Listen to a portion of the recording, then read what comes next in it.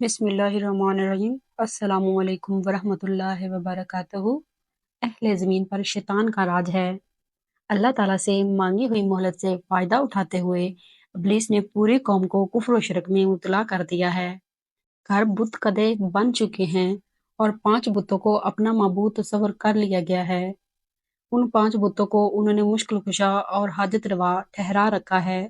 कुरान करीम ने लोग अम्बियाए साबिकीन अलैहिस्सलाम यानी अबुल बशर अलैहिस्सलाम, हज़रत आदम अलैहिस्सलाम, हज़रत शीस अलैहिस्सलाम और हज़रत अदरीस अलैहिस्सलाम की तालीमात को यकसर भुला चुके हैं। हज़रत अदरीस अलैहिस्सलाम ने तो उनकी बढ़ती हुई काफराना हरकतों के सबब उनसे जहाद भी किया था, जिसका वक्ती तौर पर फ़ायदा भी हुआ और लोग वापस दीन हक की जानब पलटे। लेकिन अब तो हज़रत अदरीस को भी वफ़ात पाए सैकड़ों बरस गुजर चुके हैं।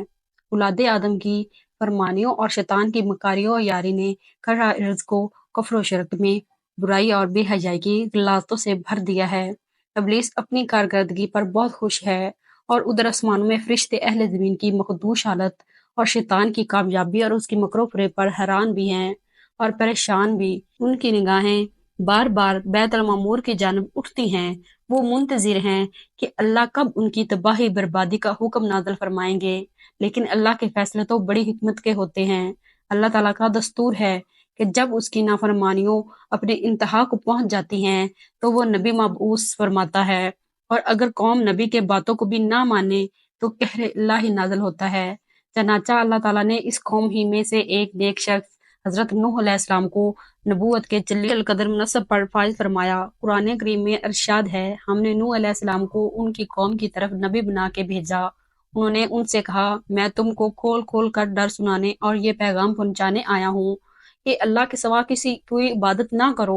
तो तुम इसी तरह कुफ्र और शिरक में मुब्तला रहे तो मुझे डर है कि तुम किसी सख्त अज़ाब इलाही में मुब्तला ना हो जाओ। लेकिन कौम उनकी हदायत को हकारत से टुकरा दिया। हज़रत अब्दुल्ला बिन अब्बास रज़ी अल्लाह ताला अन्हो रवायत करते हैं कि अल्लाह ताला ने हज़रत नूह अलैहिस्सलाम को 40 बरस की उम्र में नबूवत अता फरमाई। तूफान से पहले आप अलैहिस्सलाम मुसलसल 950 बरस तक अपनी कौम को वाज़ो तबलीग करते रहे। कुरान करीम में अल्लाह ताला ने इरशाद फरमाया, और हमने नूह अलैहिस्सलाम को उनकी कौम की तरफ भेजा तो वो उनमें 50 बरस कम 1000 बरस रहे। यूं कुरान तसरीह के मुताबिक उनकी उम्र 950 बरस से मुतजावज हुई। कौम की बेराह रवी और मसाइब का कोहे गरां हजरत नूह अलैहिस्सलाम तवील अरसे से हम वक्त तबलीग दीन में मसरूफ रहने के बावजूद अपनी कौम की बेराह रवी पर बड़े दिले गिरफ्तार रहे। उनकी कौम उन्हें तरह तरह की अजीतें देती, उन पर मुसाइब के पहाड़ ढाती, लेकिन वो सब्र करते और उनके लिए दुआए खैर करते रहते। हज़रत इब्ने अब्बास रज़ी अल्लाह ताला अन्हो रिवायत करते हैं कि नबी करीम सल्लल्लाहु अलैहि वसल्लम ने फरमाया, किसी नबी को अपनी कौम के हाथों इतनी तकलीफ और अजियत नहीं पहुंची जितनी हज़रत नूह अलैहिस्सलाम को अपनी कौम के हाथों बर्दाश्त करनी पड़ी। काफिर उनको डराते, धमकाते और तबलीग से बाज रखने के लिए इतना मारते कि वो बेहोश हो जाते। कभी उनके गले में फंदा डालकर बाजारों में घसीटते फिरते। हजरत इब्ने अब्बास रजी अल्लाह ताला अन्हो से एक और रिवायत मनकूल होती है कि उनकी कौम उन्हें इतना मारती कि वो गिर जाते तो उनको कंबल में लपेट कर किसी मकान या वीराने में डाल देते और समझाते थे कि वो इंतकाल कर गए हैं। मगर फिर भी जब उनको होश आता तो दोबारा अपनी कौम को राह हक की तरफ बुलाने में मसरूफ हो जाते। हजरत नूह अलैहिस्सलाम की तबलीग जद्दोजहद 950 साल तक जारी रही। रात की तन्हाइयों में आंसू के समंदर के दौरान अपने रब से कौम के लिए दुआएं करते, ऐ मेरे परवरदिगार, मेरी कौम नादान है, ना समझ है, इसे माफ कर दे। नेज इस दौरान अपने कौम को हर मुमकिन तरीके से समझाते रहते, कभी अज़ाब इलाही से डराते तो कभी दोज़ख की सख्तियों से और जन्नत की नेमतों का जिक्र फरमाते, लेकिन कौम उनका मजाक उड़ाती, पंक्तियां कसती, गोया वो कानों से बहरे और आंखों से अंधे हो चुके थे। इस तावील जद्दोजहद के नतीजे में सिर्फ 80 लोग ईमान लाए। हजरत नूह अलैहिस्सलाम कौम की बदहाली पर बहुत गमगीन रहते, लेकिन उम्मीद का दम न छोड़ते। मगर कब तक? आखिरकार तवील और सख्त तरीन काविशों के बाद वो लम्हा आ ही गया जब आप अलैहिस्सलाम कौम से मायूस होकर अपने रब के सामने अपनी मारूजात पेश करने पर मजबूर हो गए। अल्लाह ताला का कुरान पाक में इरशाद है, नूह अलैहिस्सलाम ने अल्लाह से अर्ज की कि ए परवरदिगार, मैं अपनी कौम को दिन रात बुलाता रहा, लेकिन वो मेरे बुलाने से और ज्यादा भागते रहे। मैंने जब कभी उन्हें तेरी बख्शिश की तरफ बुलाया, यानी तौबा की जानब, تو یہ اپنے کانوں میں انگلیاں ڈال لیتے، اپنے چہروں کو کپڑوں سے چھپا لیتے اور ضد، تکبر اور غرور کرتے۔ میں نے ان کو اعلانیہ خفیہ غرض ہر طرح سے سمجھایا اور کہا اپنے پروردگار سے معافی مانگو کہ وہ بڑا معاف کرنے والا ہے۔ وہ تم پر آسمان سے پانی برسائے گا، تمہارے مال و اولاد میں ترقی دے گا اور تمہیں باغ عطا کرے گا اور تمہارے لیے نہریں بہا دے گا۔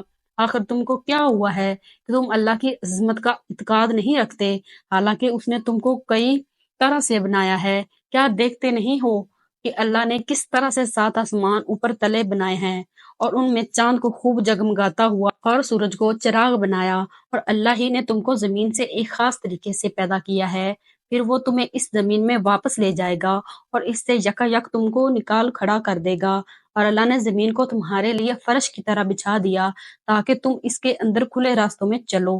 نوح علیہ السلام نے کہا میرے رب، انہوں نے میری بات رد کر دی اور ان رئیسوں کی پیروی کی جو مال اور اولاد پا کر اور زیادہ نامراد ہو گئے۔ ان لوگوں نے بڑا بھاری مکر کا جال پھیلا رکھا ہے۔ انہوں نے یعنی رئیسوں نے کہا کہ اپنے معبود کو ہرگز نہ چھوڑنا، اور انہوں نے بہت لوگوں کو گمراہ کیا ہے، اور تو بھی ان ظالموں کو گمراہی کے سوا کسی چیز میں نہ ترقی دے۔ آخر وہ اپنے گناہوں کے سبب پہلے غرق کر دیے گئے، پھر آگ میں ڈال دیے گئے، تو انہوں نے اللہ کے سوا کسی کو اپنی مددگار نہ پایا۔ اور نوح علیہ السلام نے دعا کی کہ اے میرے پروردگار، کسی کافر کو روئے زمین پر بسنے والا نہ چھوڑ، اگر تو نے ان کو چھوڑ دیا تو یہ تیرے بندوں کو گمراہ کریں گے، اور ان کی نسل سے جو بھی پیدا ہوگا وہ بھی بدکار اور سخت کافر ہوگا۔ میں میرے پروردگار، مجھ کو اور میرے والدین کو اور ہر اس شخص کو جو میرے گھر میں مومن کی حیثیت سے داخل ہوا ہے اور سبب مومن مردوں اور عورتوں کو معاف کر دے، اور اللہ ظالموں کے لیے اور زیادہ تباہی بڑھا۔ حضرت نوح علیہ السلام کی گزارشات بارگاہ خداوندی میں قبول فرما لی گئی اور اللہ تعالیٰ نے ان کی طرف سے وحی نازل فرمائی۔ قرآن کریم میں ارشاد ہے، اور نوح کی طرف سے وحی کی گئی ہے کہ تمہاری قوم میں جو لوگ ایمان لا چکے ہیں ان کے سوا اب اور کوئی ایمان نہیں لائے گا۔ تو جو کام یہ کر رہے ہیں ان کی وجہ سے غم نہ کھاؤ، اور ایک کشتی ہمارے حکم سے ہمارے روبرو بناؤ، اور ان کافروں سے متعلق اب کوئی گفتگو ہم سے نہ کرنا، کیونکہ یہ سب لازمی طور پر غرق کر دیے جائیں گے۔ حضرت نوح علیہ السلام کو یہ حکم بھی فرمایا کہ فلاں درخت اگاؤ، تو حضرت نوح علیہ السلام نے وہ درخت اگایا اور 100 سال تک اس کا انتظار کیا، پھر اس کو کاٹ کر چھیلا، ہموار کیا۔ حضرت ابن عباس رضی اللہ تعالیٰ عنہ سے مروی ہے کہ اس کشتی کی لمبائی 1200 گز اور چوڑائی 600 گز تھی۔ اس کشتی کی اونچائی 30 گز تھی اور اس میں 3 منزلیں تھیں۔ کشتی کے اوپر ایک ڈھکن تھا جس سے وہ بند کر دی جاتی تھی، گویا آج کے زمانے کے مطابق وہ عظیم ابدوز تھی۔ حضرت نوح علیہ السلام کشتی بنانے میں مصروف تھے۔ قوم کے سردار آپ علیہ السلام کے پاس سے گزرتے تو ہنستے اور مذاق اڑاتے، ببتیاں کستے، یہاں تک کہ کشتی تیار ہو گئی۔ اور جب عذاب الہی کا وقت آیا تو اللہ تعالیٰ نے حکم دیا کہ ہر قسم کے جانوروں کا ایک ایک جوڑا اس میں رکھ لو، اور جو لوگ ایمان لائے ہیں انہیں بھی سوار کر لو۔ حضرت نوح علیہ السلام نے احکام خداوندی کے مطابق سب کو سوار کر لیا اور عبادت الہی میں مصروف ہو گئے۔ آخرکار طوفان کے آثار ظاہر ہونے لگے، اور دیکھتے ہی دیکھتے زمین کے ہر گوشے سے پانی ابلنے لگا، آسمان سے قیامت خیز بارش ہر شے کو بہا کر لے جانے کے در پر تھی، گویا قیامت کا منظر تھا۔ کشتی طوفان کے پہاڑ جیسی اونچی لہروں پر تیر رہی تھی۔ حضرت نوح علیہ السلام نے اپنے بیٹے کنعان کو دیکھا جو ایک اونچے مقام پر موجود تھا۔ انہوں نے کہا اے بیٹے، ہمارے ساتھ کشتی میں سوار ہو جا اور کافروں کے ساتھ نہ رہو۔ اس نے کہا ابا، میری فکر نہ کرو، میں ابھی سب سے اونچے پہاڑ پر چڑھ جاؤں گا اور پانی سے بچ جاؤں گا۔ حضرت نوح علیہ السلام نے کہا آج کہر الہی سے کوئی نہیں بچ سکتا۔ اس اثنا میں ان دونوں کے درمیان پانی کا ایک بڑا لہر حائل ہو گئی اور وہ غرق ہو گیا۔ حضرت نوح علیہ السلام نے اپنے رب سے اپنے بیٹے کی مغفرت اور نجات کے لیے عرض کی، اے پروردگار، تو نے میرے گھر والوں کی بخشش کا وعدہ فرمایا ہے، تو یہ بیٹا بھی گھر والوں میں ہے۔ اللہ تعالیٰ نے فرمایا اے نوح علیہ السلام، وہ تیرے اہل میں سے نہیں ہے، کیونکہ اس کے ایمان اچھے نہیں ہیں۔ طوفان نوح میں پانی کی لہریں اس قدر بلند تھیں کہ انہوں نے روئے زمین کی تمام پہاڑوں کو بھی چھپا لیا تھا۔ زمین پر کوئی بھی چیز زندہ سلامت نہ تھی، سب کچھ نصیحت تو نابود ہو چکی تھی۔ صرف حضرت نوح علیہ السلام کی پہاڑ نما کشتی جو اللہ کی مدد سے پانی کے بلند و بالا بپری خوفناک موجود میں تیرتی اور پھر رہی تھی۔ کشتی میں 80 اشخاص تھے اور ہر ایک کے ساتھ ان کا کنبہ بھی تھا، اور یہ لوگ کشتی میں تقریباً 150 दिन रहे और अल्लाह ताला ने कश्ती का रुख मक्का मुकरमा की तरफ फेर दिया था। कश्ती 40 दिन बैतुल्लाह के गिर्द चक्कर लगाती रही। इसके बाद उसका रुख जबले जोदी की तरफ से फेर दिया गया, जहां वो ठहर गई। फिर हजरत नूह अलैहिस्सलाम ने अहले जमीन की खबर लेने के लिए एक कव्वे को भेजा। कव्वे ने जमीन पर मुर्दे देखे तो उन पर झपट पड़ा और तखीर की, जिसकी वजह से कबूतर को भेजा। कबूतर एक जैतून के पत्ते को लेकर आया और उसके पांव कीचड़ में लथड़े हुए थे, जिनको देखकर हजरत नूह अलैहिस्सलाम ने अंदाजा लगाया कि जमीन खुश्क हो चुकी है। हजरत नूह अलैहिस्सलाम ने जोधी पहाड़ से जमीन पर उतर आए और एक बस्ती तामीर की, जिसका नाम समानीन रखा, यानी 80 आदमियों की बस्ती। इसी दौरान एक मर्तबा सुबह को उठे तो हर आदमी की जुबान बदल चुकी थी, यानी 80 जुबानें हो चुकी थी। लोग एक दूसरे की जुबान नहीं समझ पा रहे थे, तो हजरत नूह अलैहिस्सलाम ने हर एक की तर्जमानी फरमाते थे।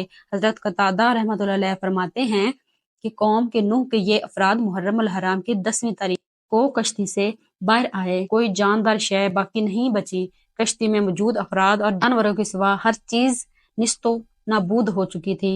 फिर अल्लाह ताला के हुक्म से आसमान थम गया और पानी खुश्क हो गया। फिर अल्लाह ताला ने हुक्म दिया कि ए नूह, हमारी तरफ से सलामती और बरकतों के साथ जो तुम पर और तुम्हारे साथ की जमातों पर नाजिल की गई हैं, उतर आओ। चनाचा हजरत नूह अलैहिस्सलाम ने एक नई बस्ती बसाकर दुनिया कारोबार को जारी सारी किया, इसलिए आप अलैहिस्सलाम को आदम सानी भी कहा जाता है। अगर आपको हमारी वीडियो अच्छी लगे तो लाइक और शेयर जरूर कीजिएगा और हमारे चैनल को सब्सक्राइब कीजिएगा। अल्लाह हाफिज।